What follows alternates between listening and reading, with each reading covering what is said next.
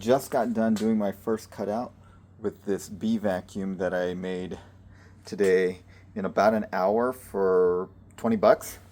So let me just go over it.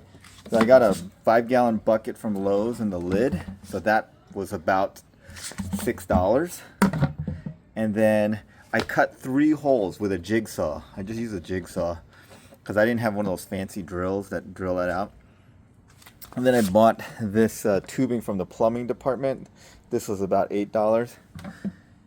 So I guess $8 and $6, $15, $14 was how much it cost. So I used some epoxy putty to put this in. I used this cutout plastic piece to do this. And I drilled a hole and used a twist tie to hold that on there. And then there's a little piece of screen, window screen, that I hot glued onto here. And then this controls the amount of vacuum. So full vacuum, like very little vacuum. I had it set to about here, and that seemed to be perfect. It didn't kill the bees.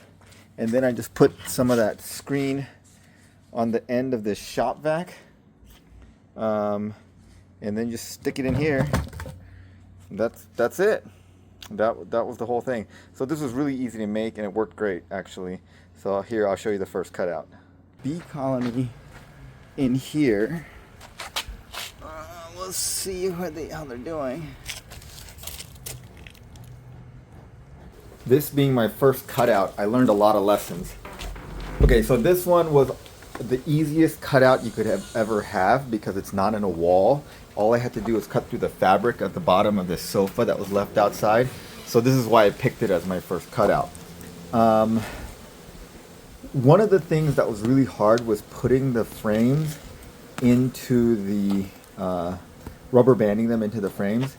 I think it would have been much easier if there were 2 people and one person could stabilize the comb in the frame and the second person moved the rubber band in place. It was really hard to stabilize it and move the rubber band in place.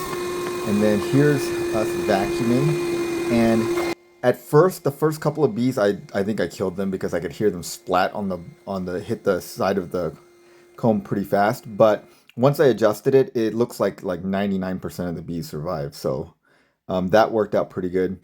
The comb is not perfectly straight. It's very curvy and has little Ys and offshoots. So you just kind of have to deal with that because I think the wild bees, they just make comb funny like that. You can see those Y patterns. It was a beautiful looking comb. And so here we stabilize them. I try to put like 3 of them to fill the frame. The other thing that's hard is they put the honey on top of the frame and the honey is heavy. So it wants to flip out. So that's also very difficult. I don't know if it's better to like just leave some of the honey behind and not take it or take the honey with you. I ended up leaving a bunch of the honey back in there and you'll see that. And I think that's the other big problem that I might have. So there was a bunch of honey left at the top of the comb, as you'll see at the end of this video. And I think that's going to attract a lot of bees. And it might lead to a robbing situation because what I did is I left the hive kind of very close to where this was and then moved this a little bit away from it. Found the queen right there. Oh, here's the queen on the right side. I dropped the phone here too. So okay, yeah, you can see here I'm showing a video of the bees in the bee vacuum. So quite a few bees. I just dumped them in, and then I tried vacuuming the rest of the bees after I put rubber banded all the frames in there. And then in the end, I ended up just picking up the sofa and just shaking the whole sofa into there.